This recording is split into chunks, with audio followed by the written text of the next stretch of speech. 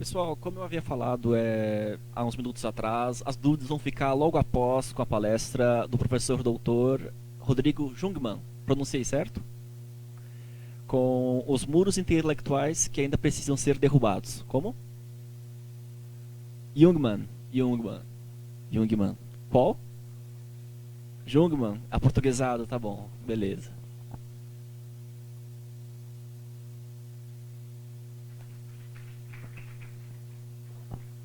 Boa tarde a todos. Tá bom o microfone?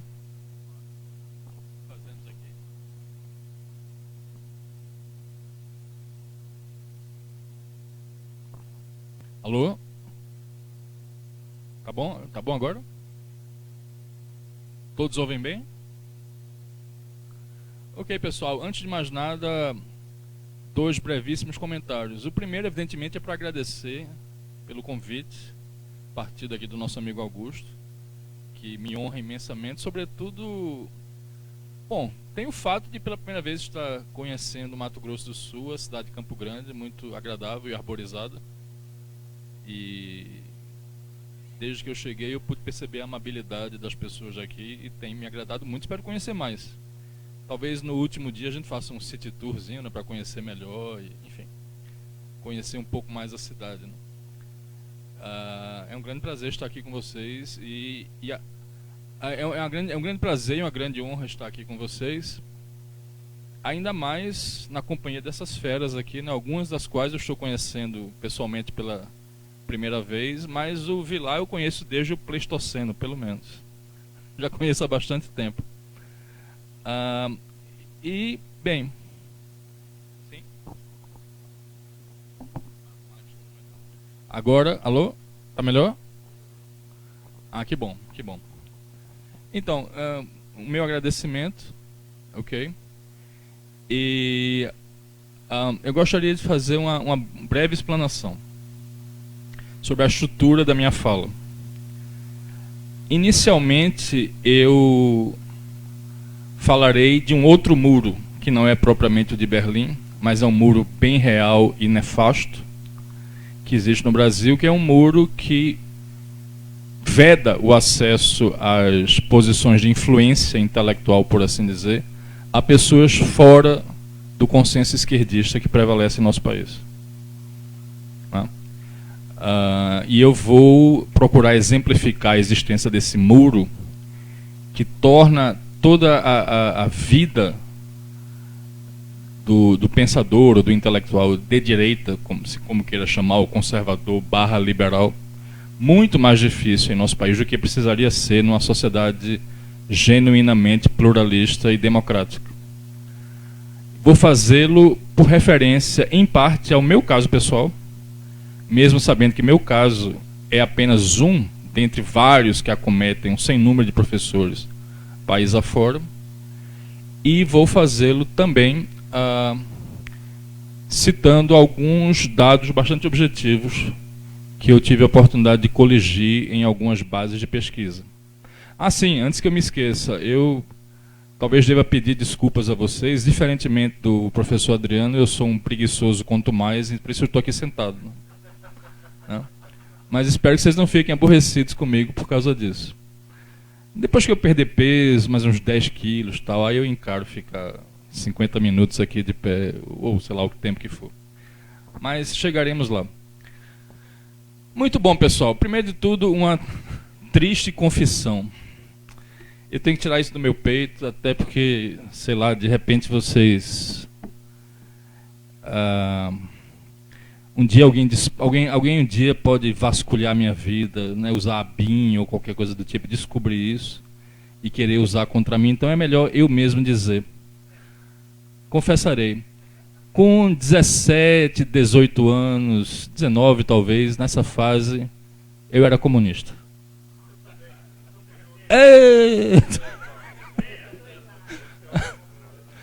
Eu era comunista. Eu não era aquele... Como é? Não, na época que eu era, eu não tinha lido, não. Eu li depois.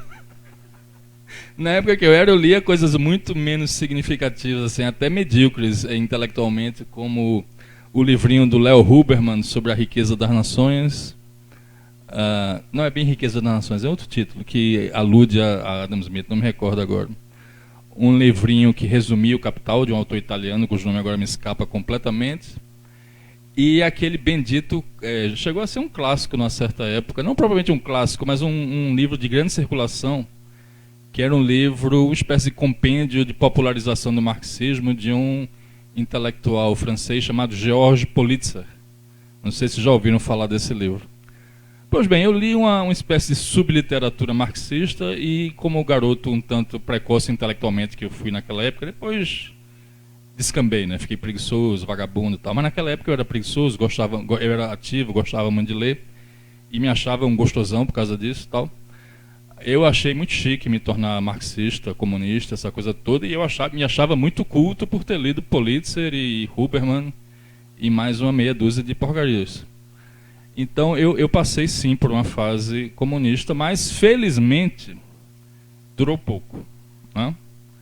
Agora, isso posto, tendo abandonado essa fase comunista, eu persisti no erro esquerdista mais genérico, embora um tanto menos suave, por bem mais tempo, por algumas décadas, na verdade. Mas, assim, digamos, eu passei a ter simpatias social-democratas, vagas simpatias social-democratas. Isso posto, eu devo dizer, em elogio próprio, que eu nunca fui um sectário, nunca fui uma pessoa agressiva com aqueles que não partilhassem dessas convicções. Não tinha problema nenhum em reconhecer que liberais, conservadores, enfim, pessoas de outras convicções pudessem ser, sim, pessoas bem intencionadas, e que era absurdo supor que o monopólio das boas intenções estivesse com a esquerda. Bom, mas aí eu fui mudando, né? Eu fiz doutorado nos Estados Unidos, isso inapelavelmente, creio eu, afeta um pouco a visão que a pessoa tem das coisas, simplesmente por estar naquele país. E eu fiquei no sul da Califórnia e você fica cercado por aquela impressionante riqueza. Bom, isso foi antes de Obama, né? Mas ainda assim, era 2001, ainda era George Bush o presidente, 2001 a 2005. O presidente era Bush e a Califórnia está passando por problemas atualmente que são notórios, mas ali ainda era um colosso de riqueza e prosperidade. E você vê qualquer, sabe, sujeito que é eletricista, não um engenheiro elétrico, eletricista que sobe no poste com a casona de sei lá, sabe, muito melhor do que o apartamento em que eu moro na condição de professor universitário aqui no Brasil. E aí você começa a pensar, peraí, rapaz, esses caras têm muito dinheiro, né? Eles têm muita riqueza, esse tal de capitalismo parece que funciona. E a que se deve isso? Bom, diz uma certa sabedoria convencional que eles só são ricos porque nós somos pobres. É uma espécie de visão de soma zero na economia. Que, conforme eu pude aprender depois com algumas leituras, mesmo não tendo formação em economia, é uma concepção completamente absurda. Mas, de toda sorte, prossigamos com um pouquinho mais dessa trajetória autobiográfica, né? É interessante, o Thomas Sowell disse certa vez que, tendo estudado com Milton Friedman, Thomas Sowell disse que depois de ter passado vários anos estudando com Milton Friedman, me parece que ele fez o doutorado dele com Milton Friedman, ele saiu do doutorado dizendo que ainda era marxista. E que deixou de ser marxista quando foi trabalhar no... Porque aí ele viu a ineficiência, enfim, as atitudes sectárias e todo tipo de, digamos assim, vícios estatistas que nos Estados Unidos em menor grau do que no Brasil, em muito menor grau do que no Brasil, mas que de toda sorte afetam o bem-estar de uma sociedade. Ele não deixou... É um paradoxo não, mas é uma coisa espantosa. Ele não deixou de ser marxista bebendo aos pés da sabedoria de Milton Friedman, mas ele deixou de ser marxista trabalhando para o governo americano numa certa época. É uma coisa digna de nota. Bom, eu não trabalhei para o governo americano, evidentemente, mas eu voltei do Brasil, passei algum tempo na iniciativa privada, dando aulas em faculdades privadas, já tendo concluído o doutorado. E, surgida a oportunidade, eu fiz concurso público na área de filosofia, passei 3 anos e pouco na Federal de Sergipe, mas sempre desejoso de voltar à minha cidade natal, que é o Recife. E acabei trabalhando em Sergipe de 2009 a 2012 e estou na Federal de Pernambuco de 2012 até o presente. Espero me aposentar lá sem que me matem antes. Mas eu chego lá. Ok, bom. Em Aracaju eu já tinha abandonado essa besteira de esquerdismo. Eu já tinha abandonado. E eu já era professor universitário. O que significa dizer que, tendo abandonado a esquerda, eu era forçado a conviver diuturnamente, como diria Dilma, só que aqui eu estou usando a palavra corretamente. Eu era levado a conviver diuturnamente com pessoas entre as quais prevalecia de maneira acachapante o pensamento de esquerda. Naquela época, eu era aquele sujeito que lia o Reinaldo Azevedo e Olavo de Carvalho às escondidas, sabe? Aquela coisa assim. Pô, os caras não podem saber que eu leio isso, porque o que é que vão pensar de mim? Tá entendendo? Olavo, naquela época, Reinaldo Azevedo era do bem ainda. Depois ele passou a ser do mal, mas ele ainda era do bem. E Olavo de Carvalho manteve evidentemente, as pessoas podem discordar disso ou daquilo, mas ele é, sem dúvida alguma, um grande pensador conservador, que em economia defende posições liberais. Muito bem, eu era o cara que lia esses autores às escondidas, além de outros, que eu já lia naquela época. E eu prontamente fui percebendo que o esquerdismo é uma besteira. Eu costumo dizer que há três esquerdas: a esquerda marxista, ou pelo menos três esquerdas mais influentes: a esquerda marxista, a esquerda keynesiana, o welfarista, Estado grande e tal, e a esquerda identitária, que é essa esquerda que faz um escarcéu enorme em torno de questões envolvendo minorias. Evidentemente é perfeitamente legítimo defender minorias, o problema não é esse, o problema é que eles instrumentalizam essa defesa de minorias a serviço de um projeto que é evidentemente um projeto de concentração totalitária de poder. Eu nunca fui simpatizante da esquerda identitária, nem mesmo na época em que eu fiz esquerdista. Eu gravitei de uma simpatia para o marxismo, pelo marxismo, para uma posterior simpatia pelo esquerdismo, e hoje eu posso dizer com satisfação que eu abandonei todas as três. Bom, numa delas eu nunca estive, que é essa esquerda identitária. De toda sorte, prosseguindo, em Aracaju eu era o direitista caladinho. E eu passei a levar uma vida, digamos assim, um tanto esquizofrênica, porque eu era um ser humano à noite, no silêncio. À noite não, eu dava aulas à noite. Eu era um ser humano de tarde e de manhã, no silêncio das minhas leituras, no Café São Brás, do Shopping Jardins, era onde eu levava meus livrinhos para estudar, do shopping lá em Aracaju, perto de onde eu morava. Eu era um sujeito que ficava lá lendo livros e mais livros, muitos deles críticos à esquerda. E à noite eu convivia com aquele pessoal de esquerda, tudo e tal, e eu mostrava uma extraordinária timidez e relutância em fazer qualquer comentário contrário. Quando eu fazia, era com extremo pudor, como que pisando em ovos. Eu me lembro claramente, uma vez eu disse à colega, a esposa de um colega meu, não sei se ele ainda está lá na Federal de Sergipe, mas ele era meu colega de departamento. Eu disse a ela que eu pessoalmente era e continuo sendo contrário ao aborto. E eu me lembro a expressão de uma certa perplexidade nos olhos dela, como se ser contra o aborto fosse uma coisa assim, meio que extraterrestre, uma coisa fora do normal, assim, algo. Como assim você é contra o aborto? Ela não chegou a dizer isso, mas estava estampado na expressão dela. Né? Ou dizer, como eu cheguei a dizer para algumas pessoas, que eu não havia votado em Dilma Rousseff em 2010, eu votei em José Serra. Não que José Serra seja grande coisa, porque ele é daquele pessoal da linha desenvolvimentista, tem a ver com Fernando Henrique, CEPAL, teoria da dependência, etc. Tal, mas comparado com Dilma era melhorzinho, certamente. E, bem, para dizer que tinha votado em Serra, eu fazia quase que me desculpando. Olha, eu votei em Serra, mas eu sou bonzinho, viu? Eu não votei em Dilma não, mas eu sou bonzinho. Pelo amor de Deus, não pense mal de mim não, só porque eu não votei em Dilma.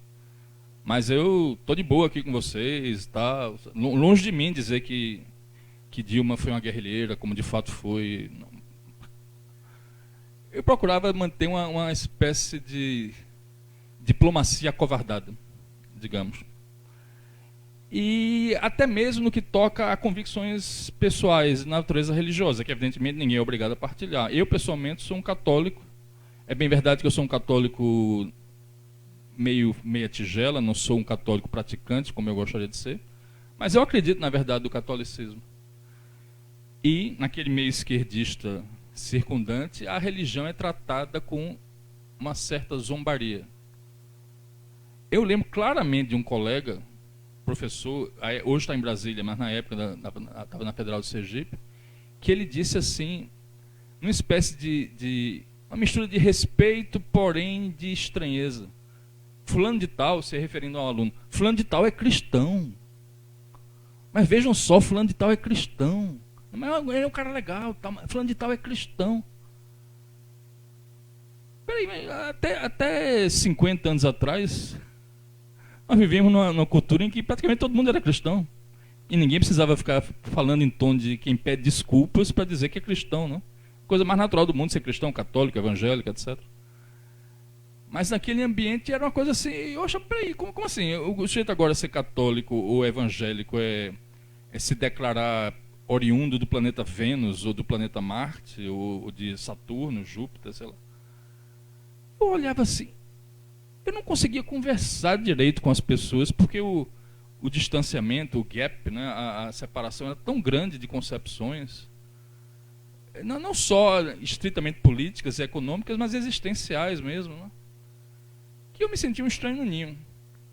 E vejam vocês, o pior de tudo não é propriamente que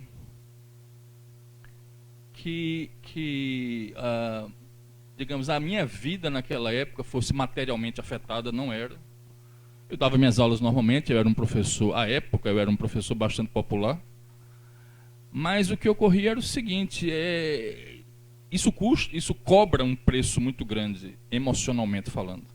Você tem que ser uma pessoa de dia na universidade, no mínimo sendo silente, calado em relação a várias coisas. Não vou falar disso não, porque não quero que fiquem falando mal de mim por aí. Você tem que ser caladinho, silente, não dizer o que realmente pensa, para que os colegas não o ponham numa prateleirinha como professor fascista, reacionário, conservador e o diabo a quatro. E nas suas horas livres você é outro ser humano completamente diferente, que acha que aquele tipo de pensamento é completamente equivocado. Isso leva a uma existência esquizofrênica, por assim dizer, não tecnicamente esquizofrênica. Evidentemente eu estou usando aqui uma maneira de falar. E o custo emocional é terrível. Muito bem, como eu já antecipei, eu desejava voltar de Aracaju para o Recife. Eu gostava de Aracaju, as pessoas lá eram agradáveis e tal, mas enfim, eu sou talvez bairrista e minha família está em Recife, meus principais amigos estão em Recife. Eu desejava voltar para o Recife já naquela época. Como de fato fiz, porque surgiu uma oportunidade de concurso, eu não fui transferido em nenhum momento. Eu entrei na UFES por concurso e entrei na Federal também por concurso. Recomecei meu estágio probatório de novo, aquela coisa toda. Bom, na Federal, de regresso a Pernambuco, o meu afastamento da esquerda, à medida que eu fui lendo mais livros, estudando mais, enfim, foi se aprofundando ainda mais. Eu fui sentindo ainda mais ojeriza, ainda mais abuso, para usar uma palavra bem popular, de todo aquele pensamento, né? Como diz um poeta, goodbye to all that, né? Adeus a tudo isso, eu não quero mais saber dessa porcaria. E assim prosseguiu, mas eis que eu continuei caladinho. Eu continuei fundamentalmente caladinho. Completamente desenturmado, completamente incapaz de ter uma conversa minimamente aberta com quase todos os meus colegas, com 2 ou 3 exceções no máximo. E num departamento em que deve ter talvez uns 200 a 300 professores, 99% dos quais são de esquerda. E alguns de esquerda, muitos de esquerda radical, muitos comunistas mesmo, assumidamente comunistas, eu diria até orgulhosamente comunistas. E era um inferno isso. Você não se sente bem, você se sente falso. E o pior, você se sente covarde. Me lembrei do Greenwald ontem para o Augusto Nunes. Você é um covarde. Por bem, se o Greenwald tivesse dito isso para mim naquela época, ele estaria falando a verdade. Rodrigo, você é um covarde, você não diz o que você realmente pensa. E de fato eu não dizia. Porque, bom, como eu disse, eu tinha uma vida pacata, embora deslocada. Era um professor consideravelmente popular, dava minhas aulinhas, lógica sobretudo, enfim. Só que chega uma hora que você enche. E aí intervieram certos fenômenos, certos fatos de ordem pessoal. Em 2015, eu me divorciei da minha primeira mulher, mas, como vocês veem, já tenho a outra encaminhada. Noivo por enquanto. Mas enfim, ano que vem, hei de me casar. Evidentemente, isso é um processo um tanto doloroso. Tal. Eu passei uma época meio deprimido. Passei uns 6 meses muito deprimido. Eu precisei de uma espécie de válvula de escape. Confesso a vocês, eu precisei de uma válvula de escape. Eu comecei a escrever no meu Facebookzinho, que naquela época tinha pouca gente. Não tinha muita gente, não. Eu comecei a escrever uma série do que eu chamei à época de iconoclastias. Eu usava letras maiúsculas para iconoclastias e depois havia o texto em letra normal. Nessas iconoclastias, algumas fugiam totalmente do tema da política. Falava algumas coisas de futebol, tá, enfim, temas variados, mas a grande maioria era sobre política. E eram comentários secos, duros e ácidos, bastante concisos em sua maioria, contra os vários aspectos do pensamento esquerdista. Seja na vertente, como eu disse, na vertente marxista, seja na vertente identitária, seja na vertente welfarista, essas 3 básicas. Comentários muito duros e secos. E embora aquela época eu fosse um perfeito desconhecido, hoje não, hoje eu sou famoso, um senhor me reconheceu no avião vindo para cá e eu... Tô podendo.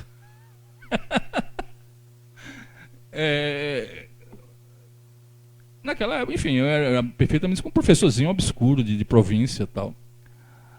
Aí, muito bem. Eu comecei a escrever essa série Iconoclastias. Uma coisa modesta, modestíssima, são uns pensamentos e uns espaços de Facebook. E não é que um colega meu, cujo nome eu não vou dizer por razões éticas elementares, certa vez, nós estávamos perto do elevador para descermos do 15º andar, onde fica a filosofia. Bom, na verdade, 14º, porque para ir do 15º, 14º, 15º, você sobe uma escada, o elevador não vai até o 15º. Filosofia mesmo fica no 15º. Para descer do 14º ao térreo, eu me encontrei com um professor, colega meu, e ele olhou para mim com a cara bem azeda. Sim, aquelas iconoclastias, né? Sei, tô vendo o que você está fazendo e tal. Eu tô. Aí eu, rapaz... Eu não tinha escrito um livro denunciando a esquerda, eu não tinha participado de uma entrevista na televisão denunciando a esquerda, não tinha feito nada de grande monta. Frases, comentários ácidos, acerbos, duros contra a esquerda, em postagenzinhas de Facebook. E aquilo provocou uma reação de visível mal-estar e irritação mesmo da parte de um colega meu que é extremamente esquerdista. Vejam vocês, um comentáriozinho de Facebook. Bom, quer dizer, o cara veio tirar satisfações comigo por causa das iconoclastias. Essas iconoclastias foi uma fase, evidentemente, foi uma fase transitória, mas serviu para dar o pontapé para o que veio depois. E aqui eu já passo a me explicar. Vou tentar acelerar agora porque eu tenho medo de...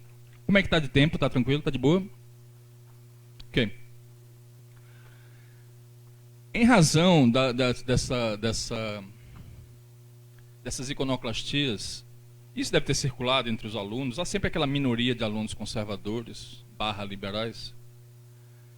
Isso deve ter circulado entre os alunos. Alguns alunos de uma página conservadora chamada Contraponto vieram me procurar e basicamente pediram que eu reservasse uma pequena sala lá na Universidade Federal de Pernambuco para ter um evento sobre o assim chamado marxismo cultural. Um evento duramente crítico ao marxismo cultural.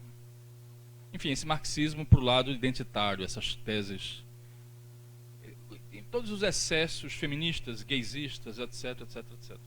Volto a dizer, o problema não é defender minorias.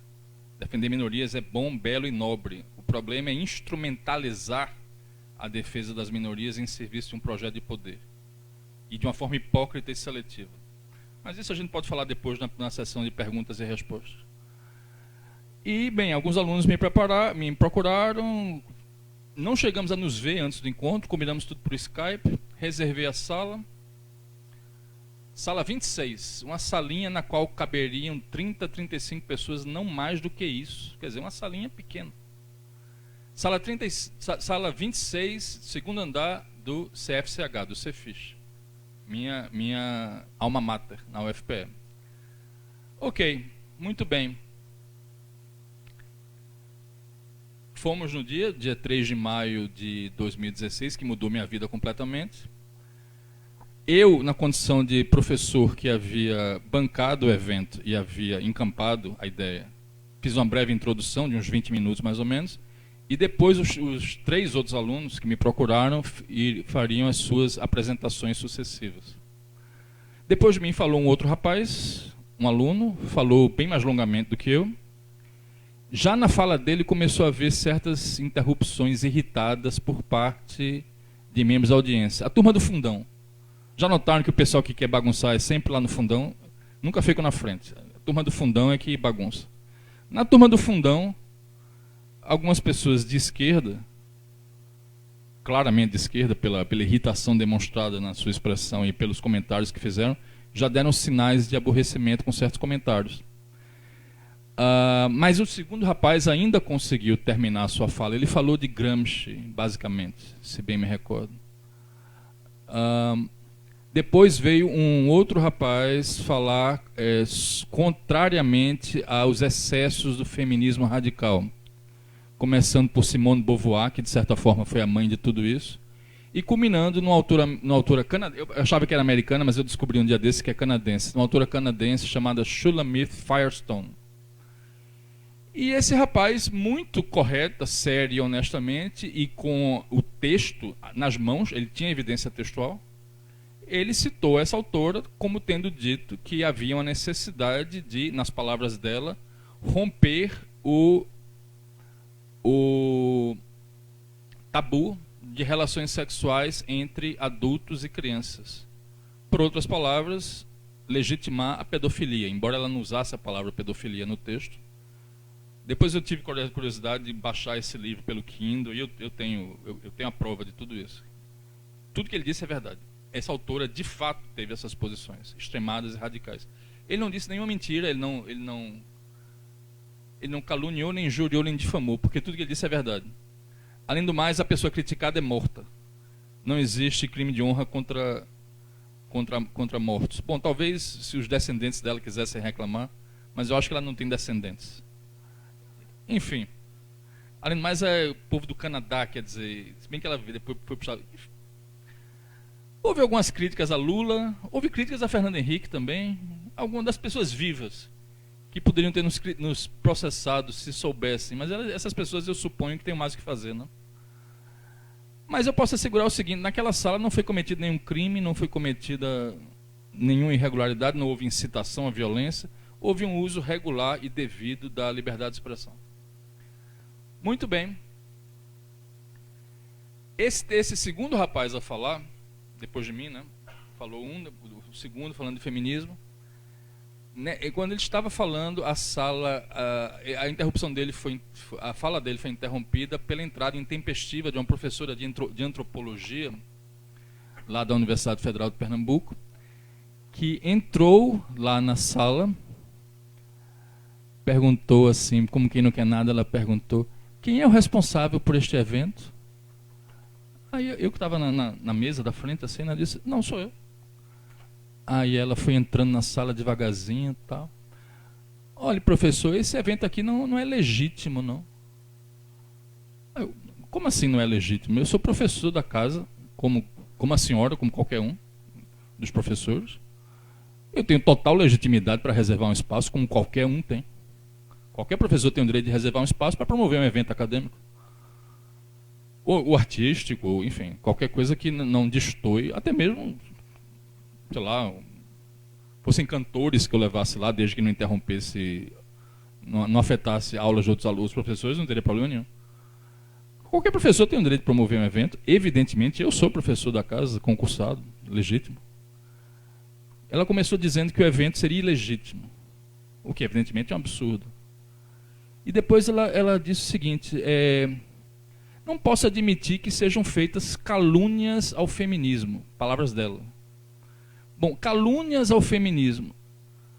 Bom, aí tem um problema, né? Porque, que eu saiba, me corrija aqui quem tiver formação em direito, só pode haver calúnia contra a pessoa física. Quando muito, contra a pessoa jurídica, talvez. Mas certamente o feminismo não é nem pessoa física, nem pessoa jurídica. O feminismo é um corpo de ideias. E no caso era um feminismo radical, efetivamente merecedor de duras críticas, como obviamente é merecedora de duas críticas uma professora que, por outras palavras, uma autora já falecida, que por outras palavras defende a pedofilia. É evidente que ela era merecedora de críticas. E essa senhora veio cobrar satisfações porque estaria havendo calúnias contra o feminismo. Dia 3 de maio de 2016. Bom, o clima ficou muito tenso, né? Muito nervoso, muito tenso, e eu tentei ainda ser conciliador. Eu disse, olha, minha senhora, façamos o seguinte, a senhora pode sentar aí atrás, problema nenhum, é bem-vinda para se sentar numa cadeira aí atrás do auditório, e ao fim das apresentações, estava prevista uma sessão de perguntas e respostas, a senhora fique à vontade para fazer quaisquer perguntas queira. Nós teremos o maior prazer em responder. Tentei ser bonzinho e conciliador, embora ela não merecesse, mas... Ela disse, não, de jeito nenhum, eu quero... Ela queria realmente tumultuar. E aí a coisa chegou no absurdo, que na hora eu estaria assim, talvez a uns 3 metros de distância dela e contra-argumentando, né? Não, enfim, o evento é legítimo, nós não estamos fazendo nada de errado, não há nenhum crime sendo cometido, é um exercício regular da liberdade de expressão. Acusações de que estaria havendo calúnias aqui são absurdas e tal. E ainda ofereci para a mulher, olha, pode sentar aqui, depois a senhora faz as perguntas que bem quiser. E do nada, essa senhora, esquerdista até a medula, ela se saiu com o seguinte comentário, que eu jamais vou me esquecer e que eu literalmente fiquei assim. Ela disse, eu sei que o senhor quer bater em mim.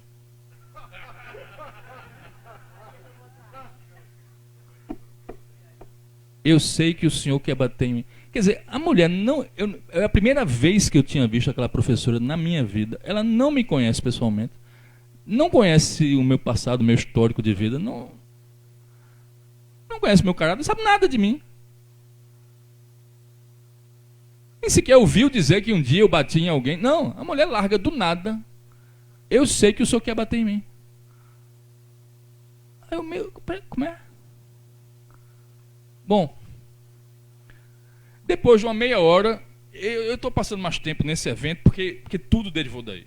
Eu estou convencido que, apesar de ter havido outras coisas, até de certa forma coisas mais sérias pelo que respeita a ameaças à minha integridade física, eu estou convencido que esse primeiro evento foi definidor de tudo mais que veio.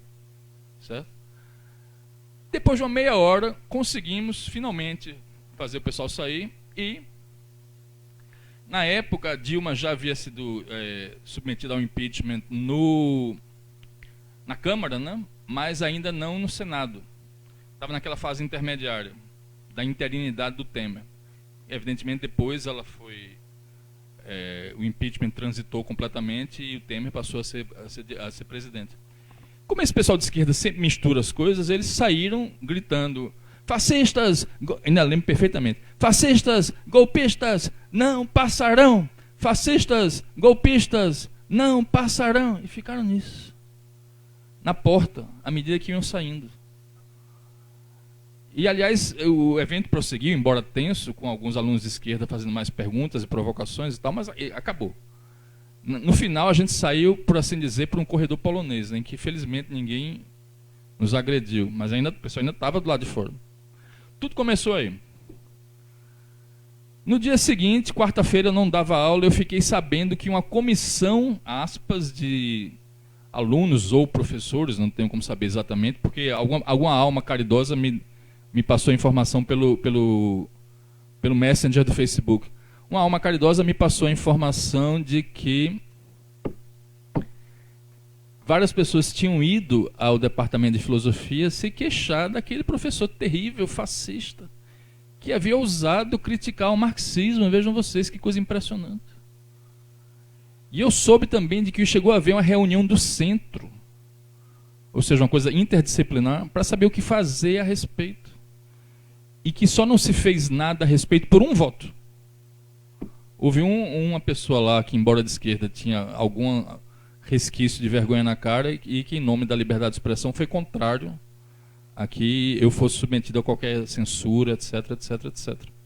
Dias depois, no meu próprio departamento,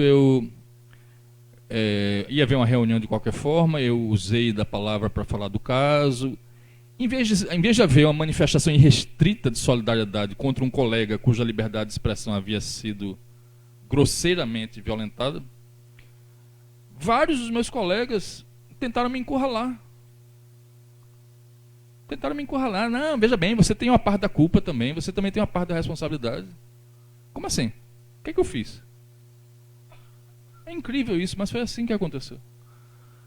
Por instinto de sobrevivência, por medo, se quiserem, e a mais humana das emoções, eu fiz a coisa chegar à imprensa. Uma moça que está no meu Facebook é contato do... Ela tem nos amigos dela o Rodrigo Constantino. Aqui não interessa se vocês gostam ou não do Rodrigo Constantino. A questão era fazer a coisa circular. O Rodrigo Constantino publicou no blog dele.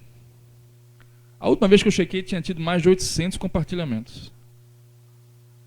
E nos dias seguintes eu fiquei aceitando amigos novos no Facebook praticamente a cada 10 minutos ou 5 minutos. Eu tinha um Facebook de talvez 500 pessoas no máximo. E hoje eu tenho 14 mil. Bom, é evidente que houve outros fatos intervenientes, não foi só esse. Né? E eu tenho um canal de YouTube que tem cerca de 18.200 subscritores. Bom, aí procurando aqui ir mais rápido, né, para não ter problema do tempo. Em agosto do mesmo ano, 2016, eu fui chamado para um evento para debater a questão Israel-Palestina. Bom, vocês sabem que o antisionismo e a crítica automática, por assim dizer, a Israel é uma das bandeiras da esquerda. Eu acho um dos fetiches mais tolos da esquerda, esse antisionismo militante. Não que Israel seja inocente de tudo, mas certamente as críticas a Israel passam de qualquer limite do razoável. Me puseram a debater, e isso está no YouTube também, o Vilar acompanhou bem isso na época. Me puseram a debater com o cartunista Carlos Latouche. Ele pela Palestina e eu por Israel. Um debate que durou 2 horas e 5 minutos. Um debate longo. Que eu ganhei, modéstia à parte. Mas enfim, eu caí em algumas esparrelas, ele provocou, eu perdi a calma várias vezes. Hoje eu estou mais esperto, né? A gente vai ganhando experiência com o passar do tempo. Bom, agora teve uma pegadinha nesse debate, porque apresentaram como sendo simplesmente um debate entre duas pessoas, uma das quais vai defender a causa palestina e o outro vai mostrar o mérito da posição israelense, né? Mas sem que eu soubesse, esse debate foi apenas o último capítulo de um evento de 3 ou 4 dias, inteiramente dedicado à demonização do Estado de Israel e à santificação, por assim dizer, da causa palestina. Ou seja, eu fui feito de trouxa, né? Quer dizer, aquele cara do outro lado é chamado aos 47 minutos do segundo tempo. Nós somos muito democráticos, então vamos passar 3 dias esculhambando Israel. Aos 47 minutos do segundo tempo, chama um cara lá para defender Israel, para ele apanhar aqui também, aí a gente fica de boa, né? Mas felizmente eu prevaleci no debate, então nem tudo correu como eles quiseram. Aliás, isso teve repercussões, certamente, porque ainda já nesse ano de 2019, um rapaz que certamente conhece a questão muito melhor do que eu, o judeu André Last, ou Last, não sei como se pronuncia, ia ter um debate sobre a mesma questão na UPE, não é a UFPE, a UPE, a Universidade de Pernambuco. Também um debate sobre a questão de Israel-Palestina, ele defendendo Israel. E houve ameaças físicas contra a organização se levasse o evento em diante. E cancelaram. Eu quero crer que isso tem alguma coisa a ver com o que se passou entre mim e o caso Latuf, porque aquilo ali serviu de aviso, né? Não houve, simplesmente não houve, porque o pessoal lá intimidou a direção. Nós não queremos que esse judeu aqui dê a posição dele e tal. Bom, no vídeo que eu vou passar mais adiante, aparece um pouquinho disso. Na verdade, a pessoa que fez o corte cortou um pouquinho antes do tempo. Mas há vários momentos em que eu sou chamado de fascista, sionista eu sou mesmo, e orgulhosamente, fascista, sionista, nazista, escambau, golpista, tal. Fui xingado do diabo. Digo a vocês, foi a única vez que eu tive medo físico mesmo, acho que foi a única vez que eu tive. Quando eu saí daquela mesa, eu vou confessar a vocês, né, todo mundo é humano, minhas pernas tremeram. Tinha um bando de mulher com aquela roupa árabe e tal, um povo lá me olhando com ódio rapaz, eu vou apanhar aqui. Mas felizmente consegui. Eu ainda soube que teve uns caras que queriam dar em mim na saída, mas que teriam desistido. É um negócio incrível. Bom,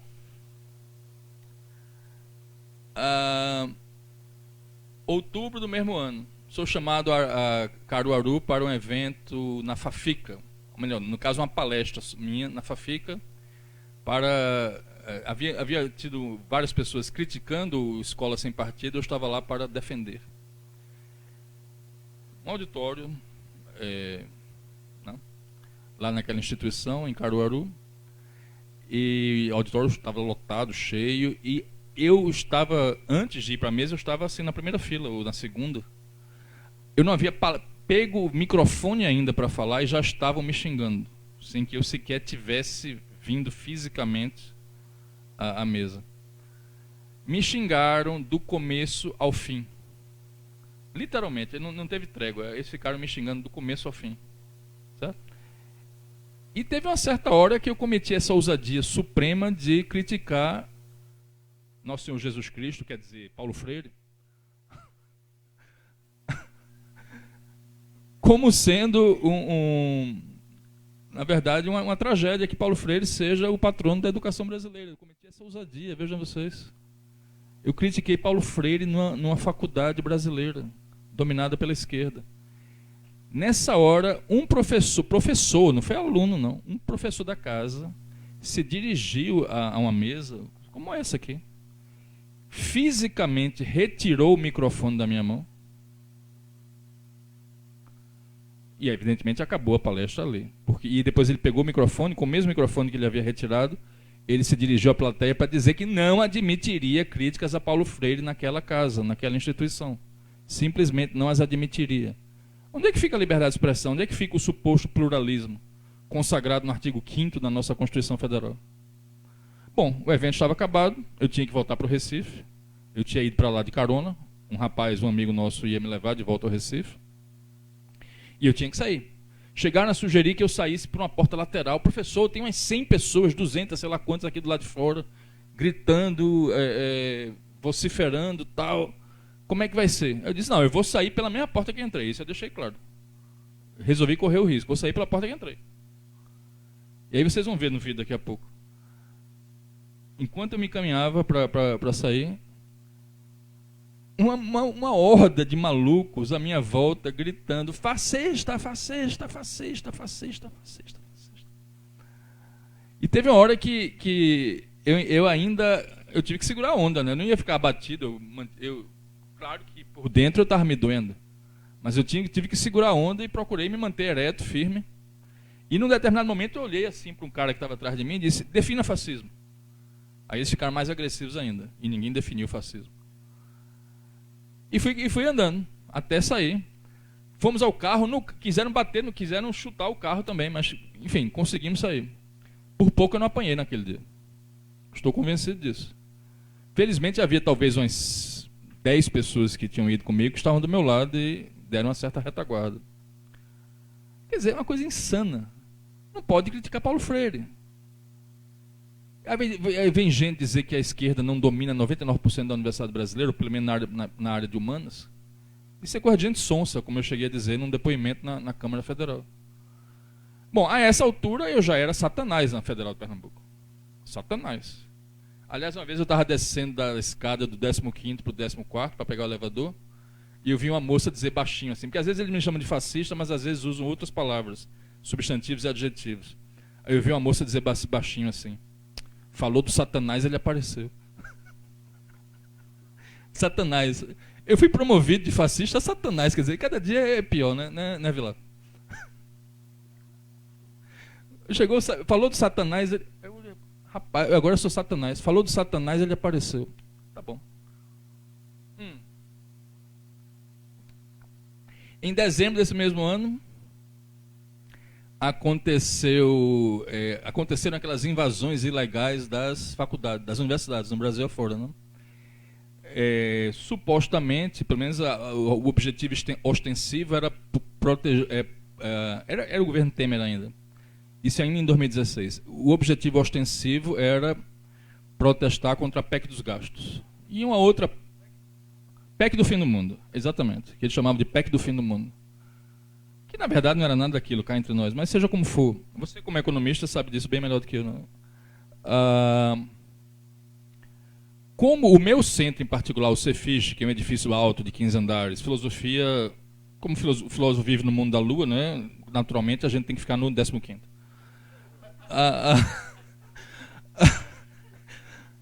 Entre as nuvens. Foi ocupado. Também foram alguns outros. Engenharia não foi ocupado. O pessoal de engenharia, tem mais gente que não é de esquerda, né? Engenharia não foi ocupado. Teve alguns outros lugares que não foram. Mas o Triângulo das Bermudas, como eu costumo chamar, CFCH, Centro de Filosofia e Ciências Humanas, CAC, Centro de Artes e Comunicação, e CE, Centro de Educação, esses 3 edifícios que formam o Triângulo das Bermudas, termo meu, todos foram ocupados. E o meu é o CFCH, o Cefis, como a gente chama. Durante várias semanas. E, bom, dia 19 de dezembro de 2016, um amigo solidário liga para mim, me acordou, aliás. Eu ainda estava dormindo, seria o quê? Umas 8 da manhã. Eu estava acordando tarde porque não estava tendo aula mesmo, enfim. O rapaz, esse amigo meu, esse eu posso dizer o nome, né? Não tem problema nenhum. Arthur Paulo. Arthur liga para mim e disse: olha, professor, eu tenho uma notícia ruim para o senhor. A sua sala no 15º foi depredada. E eu fiquei furioso. Eu cheguei a usar veja o que a pessoa faz quando está com raiva. Eu cheguei a usar um pé de cabra para entrar no centro, para tentar subir lá e ver a coisa, mas eu fui detido pela guarda universitária. Cheguei a arrombar um dos portões, mas não consegui ir até lá em cima. Fui ter acesso à minha sala dia 26 de dezembro, depois do Natal. E aí eu vi a desgraça que estava feita. Livros em português haviam sido roubados. Todos os livros em português, enfim, grande parte dos livros em português havia sido roubada. Mas os livros restantes atirados ao chão, minhas estantes atiradas ao chão, minhas paredes com pichações bem engraçadinhas, como vá pedir ajuda ao Olavo de Carvalho, ou coisa assim. E tinha uma outra, burguês de merda. Vocês vão ver isso daqui a pouco. E finalmente, aqui correu o país, né, foi bem noticiada, Stalin matou pouco. Ou seja, eu, o professor Rodrigo, o terrível fascista da Federal de Pernambuco, bem que mereceria ter sido morto por Stalin. Obviamente, era uma ameaça implícita, a coisa mais óbvia do mundo.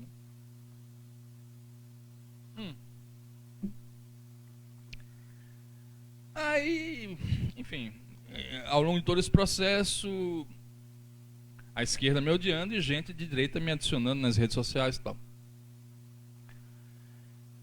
2017 se prenunciava um ano relativamente calmo.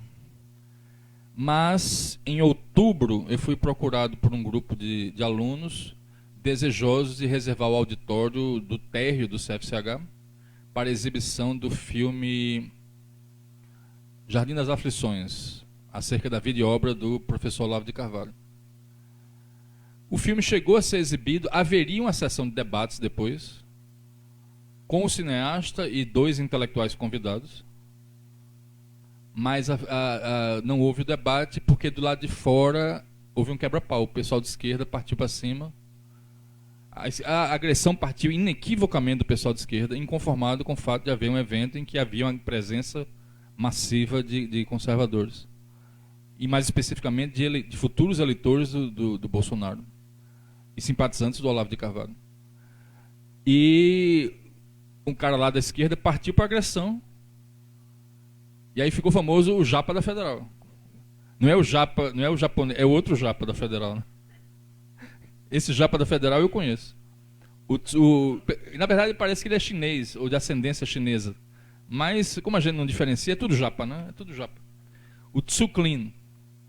O Tsuklin foi agredido por um esquerdista e tacou-lhe um soco na têmpora. O cara caiu duro no chão. Bom, nesse dia eu fui envolvido no sentido de que eu havia sido o professor que havia reservado a sala, mas eu não cheguei, na hora da briga eu não estava perto. E eu não cheguei a correr, eu pessoalmente, nesse dia eu não cheguei a correr risco contra a minha integridade física. Entra-se no ano 2018. Na verdade, sempre tem outras coisas, outras pequenas coisas menores. Eu estou dizendo apenas as coisas de maior monta aqui. Estou mencionando as coisas de maior monta apenas. No ano 2018, algo semelhante aconteceu. Me pediram que exibisse, que reservasse o espaço, e as pessoas que entendem da parte técnica, etc., iriam exibir o filme Bonifácio, em celebração do José Bonifácio, o grande patriarca da independência, né?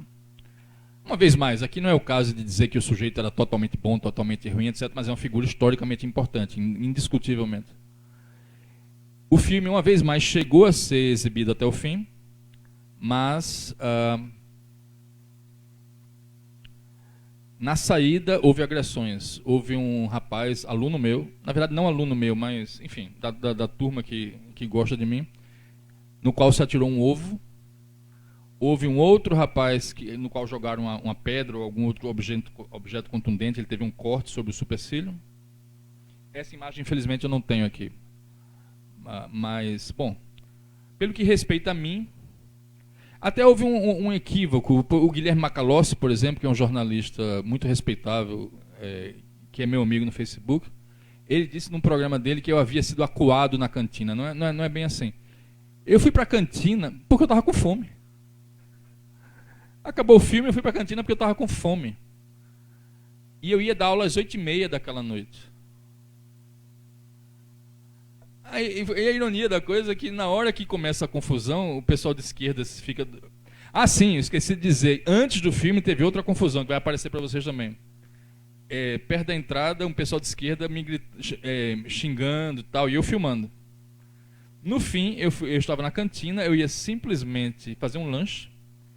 E de uma maneira muito capitalista, a mocinha que atendia, eu disse para ela, olha, eu quero um sanduíche americano e uma Coca-Cola. Isso chega a ser registrado na gravação. E até um cara que comentou, esse pessoal que comenta os vídeos do YouTube, né, botou, professor, o senhor ainda tirou onda, pediu um americano e uma Coca-Cola e tal. Não tinha Coca-Cola, ela me ofereceu Pepsi. Eu disse, beleza, Pepsi pode ser também. Aí... Até a minha sobrinha brinca com isso, ela dizendo,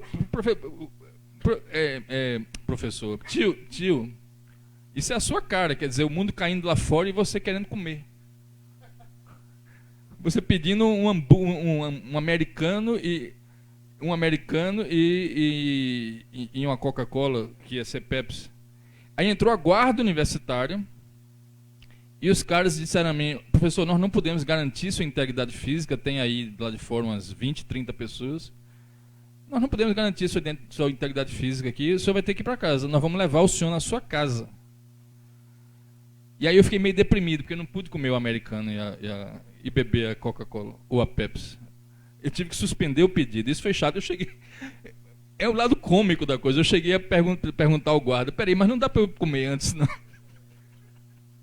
E ele disse, não, professor, nós vamos levar o senhor imediatamente agora para casa. Me escoltaram pelo corredor, o longo corredor do Cefish, que aparece no vídeo em que o japonesinho dá um soco na cara do outro. Me levaram até uma viatura que estava do lado de fora e me levaram, subsequentemente, ao bairro em que eu moro, em Recife, que é o bairro de Boa Viagem. Certo? Então, sempre acontece alguma coisa. Esse ano de 2019, o pessoal da esquerda botou na cabeça que eu queria ser reitor. Eu até no final eu fiz uma gozação. Não, eu tentei, mas só para provocar mesmo, não tinha a menor chance. Ia ter 15 votos, sei lá. Não, ia ter mais, ia ter uns 50, talvez. Mas não era algo que eu de fato quisesse. Eu cheguei no final a cogitar, mas ninguém quis ser meu vice. Então a coisa não caminhou. Mas eles botaram na cabeça, porque circulou que o Bolsonaro ia mudar a estrutura de nomeação de reitores, etc, etc, etc. Os caras botaram na cabeça que o Rodrigo Jungmann, o terrível fascista, pretendia ser reitor da universidade. E que, em sendo reitor, eu ia privatizar tudo. E eles pegaram uma brincadeira, foi uma brincadeira que eu fiz no meu Facebook, dizendo, eu quero ser reitor mesmo, vou cobrar 15 mil de mensalidade para vocês, cada um. Eu disse isso de brincadeira. Aí os caras pegaram isso ao pé da letra e dizer, o professor Rodrigo quer ser reitor da universidade para cobrar 15 mil reais de cada um. Não podemos permitir isso. 15 mil reais é caro, né? Eu sou a favor, eu acho que o aluno tem que pagar, mas 15 mil, você como economista, depois me diga qual seria uma taxa adequada. 15 mil eu acho caro para a realidade brasileira. Bom, mas seja... É mesmo? Pois é, bom, mas não era 15 mil, não era coincidência, eu não sabia. Mas isso eu disse de brincadeira, na verdade. Eu não tenho nem queria ser reitor, nem queria privatizar nada. Aliás, eu não me pronunciava sobre isso. E quando eu disse isso, foi uma brincadeira já depois que eles começaram com essa história. E aí eles me apelidaram de pinguim da privataria. E isso também circulou na imprensa. O pinguim da privataria. Pinguim por quê? Porque na época eu estava muito gordo. Para disfarçar minha gordura, eu passei a só andar de terno. Primeira coisa que gordo aprende, terno disfarça a barriga. Eu só andava de paletó. Não necessariamente combinando calça e coisa, mas eu só andava de paletó porque disfarça, né? Você está muito gordo, é um truque de gordo para disfarçar, é usar coisa. Não use t-shirt se você está gordo. A não ser que você tenha orgulho da sua gordura e não se importe, aí não tem problema. Algumas pessoas... Eu tenho essa vaidade horrorosa, enfim. Mas agora eu estou emagrecendo. Bom, virei pinguim da privataria. Aí ficaram lá, encheram os pilotis do Cefish com incontáveis cartazes, dando conta de que eu seria o pinguim da privataria, esse fascista terrível, que vai privatizar tudo. E no meio disso teve outras coisas, teve artigos que saíram no jornal da Causa Operária, do PCO, esculhambando a minha pessoa. Antes e depois de eu virar o pinguim da privataria, teve várias coisas. Eu estou dando só a vocês um apanhado das coisas mais básicas. Para finalizar, e antes de passar o vídeo, que eu vou... Em alguns minutos eu vou pedir para você interromper para tecer breves comentários. Gostaria de dizer o seguinte, esse pessoal de esquerda, eles ficam falando, não, essa coisa de que a esquerda tem um monopólio ou quase monopólio.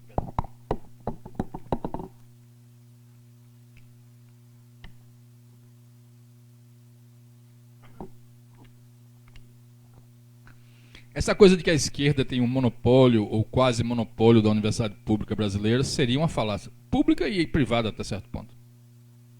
Da universidade brasileira, ou das faculdades também. Isso é besteira, isso não tem... Como a Folha de São Paulo gosta de dizer, faltam estudos científicos. A Folha adora essa coisa. Estudo científico para a Folha é a Datafolha, né? Ou algum artigo que sai no New York Times, ou, enfim, em algum outro veículo apropriadamente esquerdista. Washington Post e tal. Bom, eu vou mostrar para vocês um pequeno estudo. E aqui eu aproveito para fazer propaganda do meu livro, porque eu também entrei nisso. Além de criticar a academia brasileira, eu escrevi esse livro. Vendo por cinquentinha, quem quiser, eu vi lá, já comprou. Vendo por cinquentinha, quem quiser, é um livro chamado 9,5 Semanas de Falha, que tem resenhas dos primeiros 67 dias, 9 semanas e meia, da cobertura da Folha de São Paulo, nesse começo de governo Bolsonaro, né, o primeiro governo de direita. E veja bem, eu acho que o governo tem falhas, sim, tem erros. Eu mesmo já critiquei erros, coisas que eu vejo como erros, e apanhei de muita gente por causa disso, gente da direita. Mas a questão é a seguinte: existem críticas sérias e de boa fé, e existem críticas que são marcadas patentemente pela má fé, pela distorção, pela incapacidade de sequer se esforçar para compreender o que o outro lado efetivamente pensa e diz.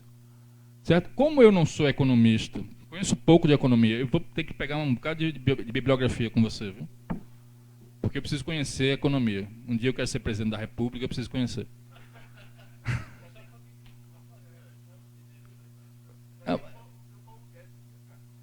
Já tenho meu posto Ipiranga, já tenho meu posto Ipiranga. Pronto, tá prometido, viu? Eu chegar presidente, você vai ser meu posto Ipiranga. Bom, como eu não entendo muito, não sei muito de economia, e o noticiário sobre corrupção também é uma temática que eu não navego tão bem, a ênfase do livro é sobre a parte cultural. Okay? Se houver interessados que queiram comprar depois, muito me honra. Se não quiserem, fico muitíssimo feliz pelo convite para este evento aqui em Campo Grande, independentemente disso, é claro. E sim, mas deixa eu mencionar, página 82. Vejam vocês que coisa interessante. E aqui eu vou acabar e pedir para o nosso colega ali que está operando fazer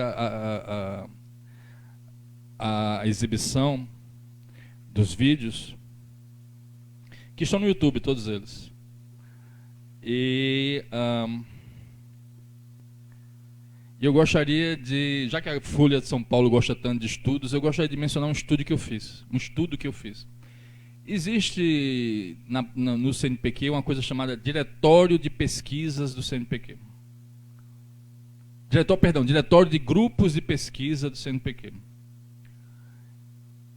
Nesse diretório é possível, para quem tem a senha, como eu tenho, né, porque eu tenho currículo Lattes e eu acesso regularmente com a minha senha, é possível acessar currículos individuais e procurar por pesquisador, por palavra-chave, e você vai encontrar uma maioria esmagadora de gente que estuda autores de esquerda. Mas no caso aqui, essa pequena pesquisa aqui foi feita no diretório de grupos de pesquisa. O que seria isso? Grupos de pesquisa dedicados a tal ou qual autor, tal ou qual temática. Eu cheguei a fazer isso para um número muito maior de autores. O que eu pus no livro aqui, por uma razão de espaço, é muito menor, mas já dá uma ideia do que é a grosseira disparidade de representatividade entre autores e pensadores de esquerda e autores e pensadores de direita, sejam liberais conservadores ou liberais conservadores, como é o meu caso. Muito bem. Em cada caso eu acessei, fui lá, coloquei palavra-chave e fiz a pesquisa.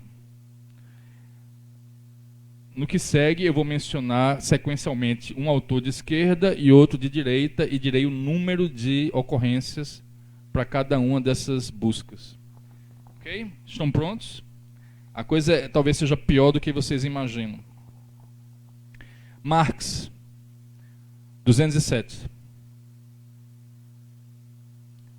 Ludwig von Mises, 2.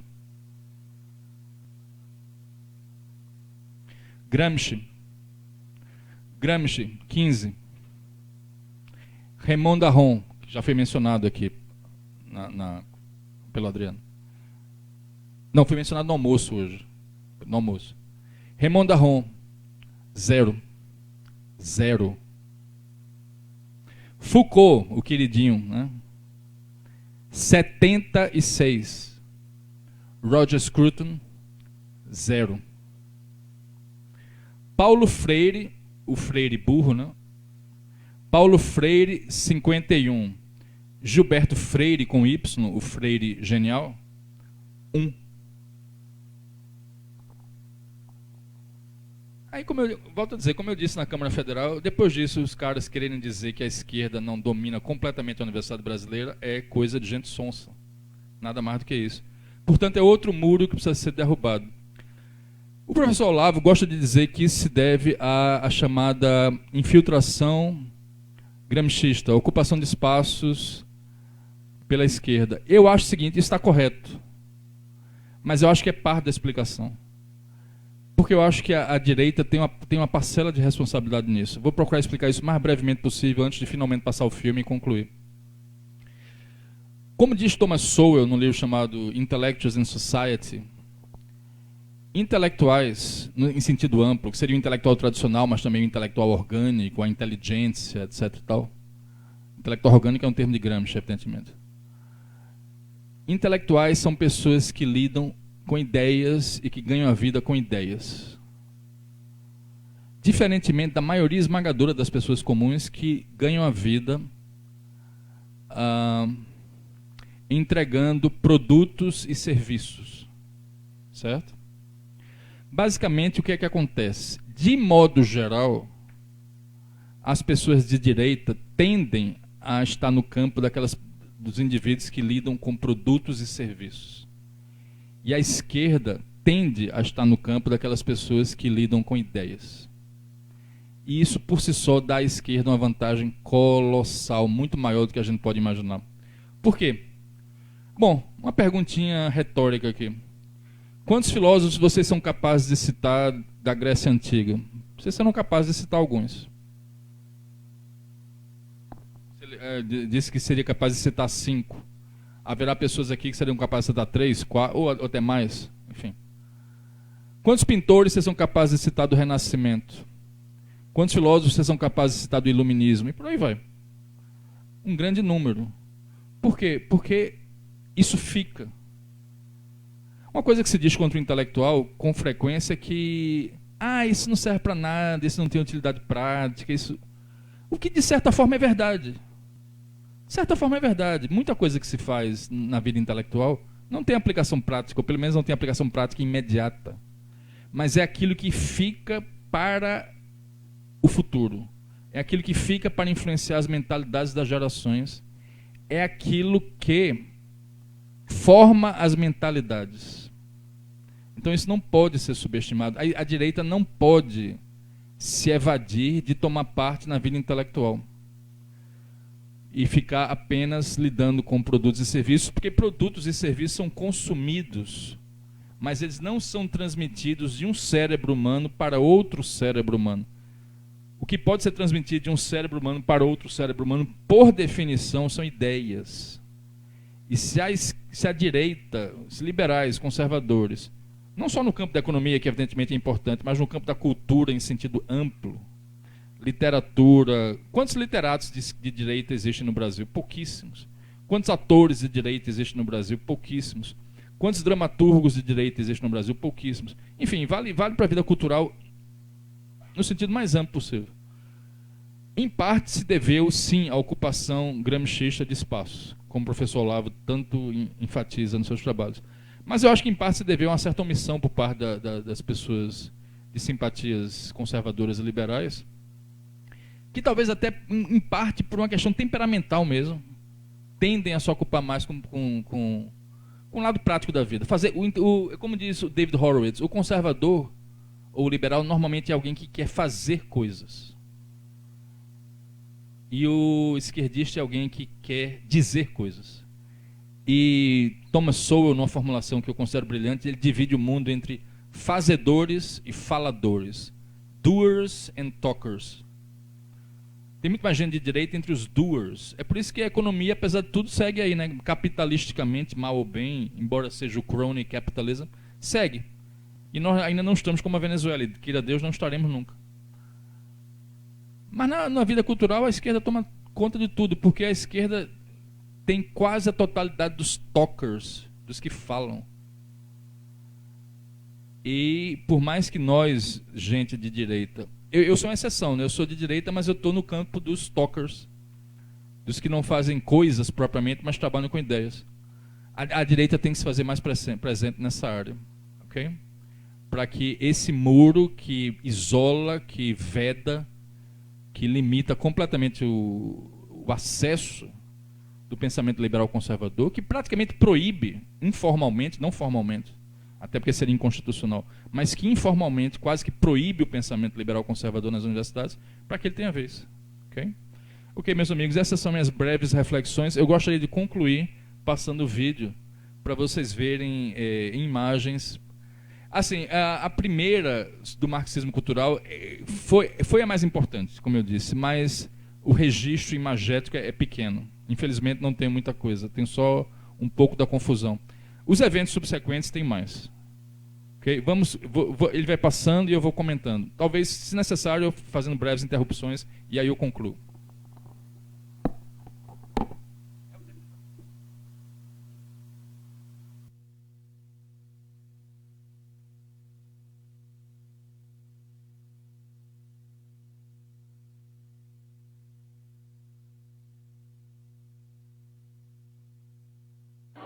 Respeito à liberdade democrática, que os defensores da democracia invadiram um evento sobre marxismo cultural simplesmente porque foi criticado pelo feminismo. Olha aí, ó. Agora eles criticam diariamente os valores da sociedade, ninguém invade sala nenhuma. São verdadeiros censores, neoditadores. É isso que essa gente é, ó. Eu imaginava, vindo aqui, que o senhor Latuf conheceria o chamado status questiones, que representa o quê? Conhecer o melhor do que foi dito de ambos os lados de um debate. Eu imaginava que ele citaria Chomsky, ou Norman Finkelstein, ou Eduard Said, ou, digamos, Wiesheimer, ou tantos outros autores. Peraí. Só um pouquinho. Só um pouquinho.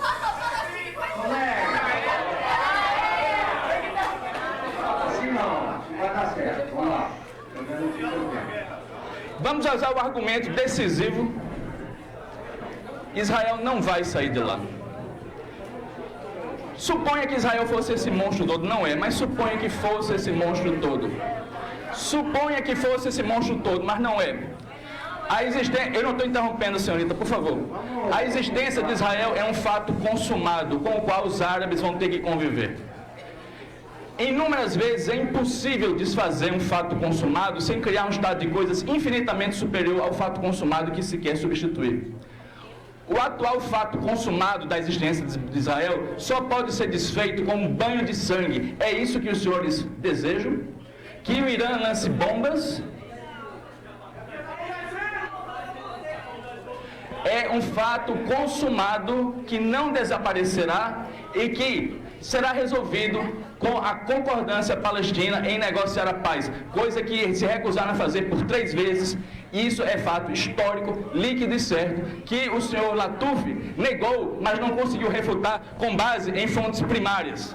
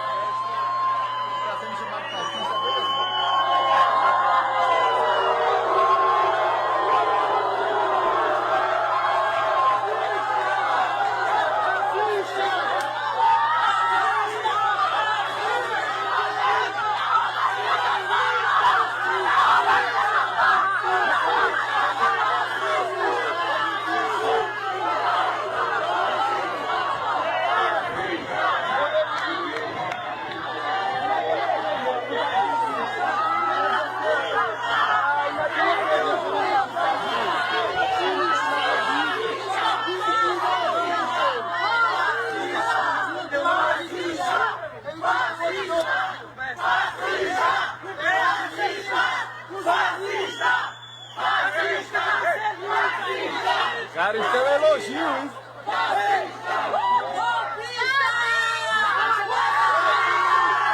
Essa hora eu tentei confrontar.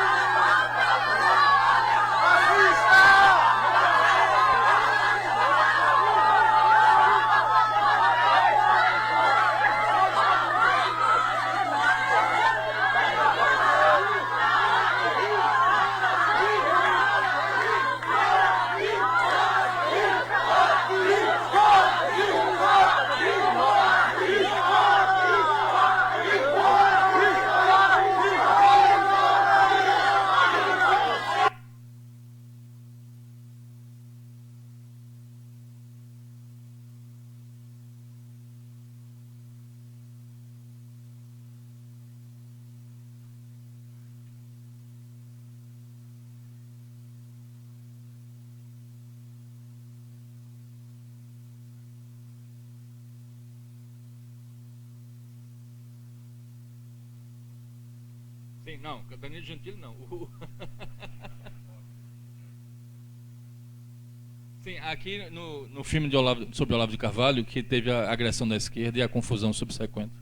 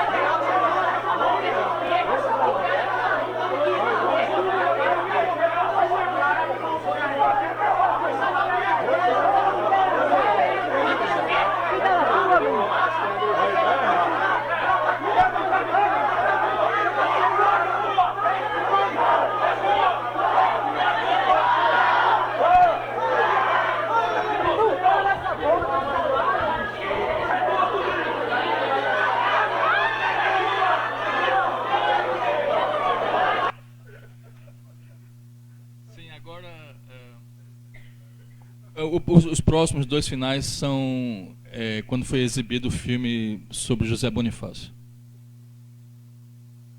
E aí eu vou agradecer e encerrar.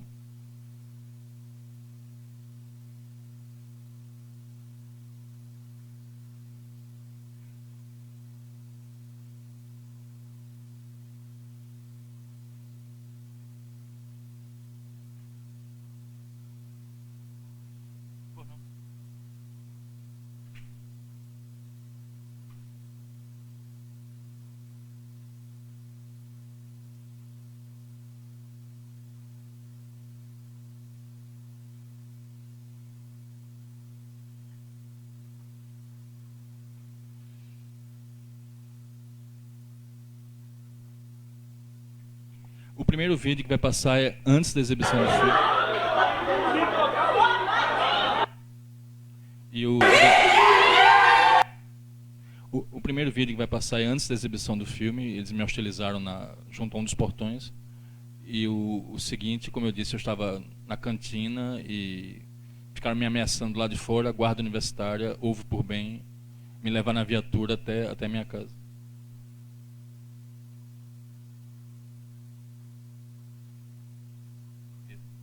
Esse é o segundo, é o outro. É um que é junto de um portão, assim. Não é esse não, esse é o último.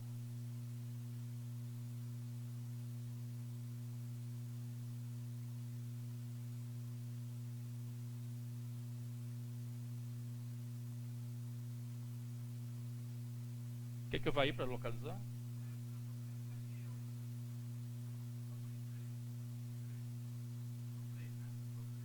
Aquele outro não foi não?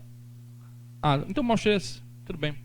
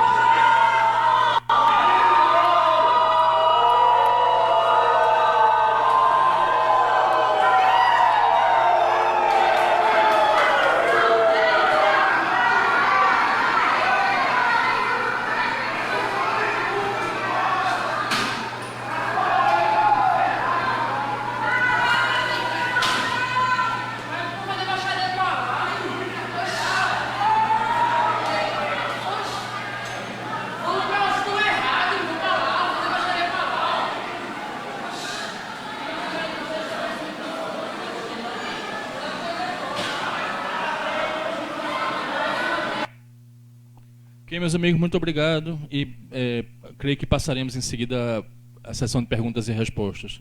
Um imenso prazer, imensa honra estar aqui.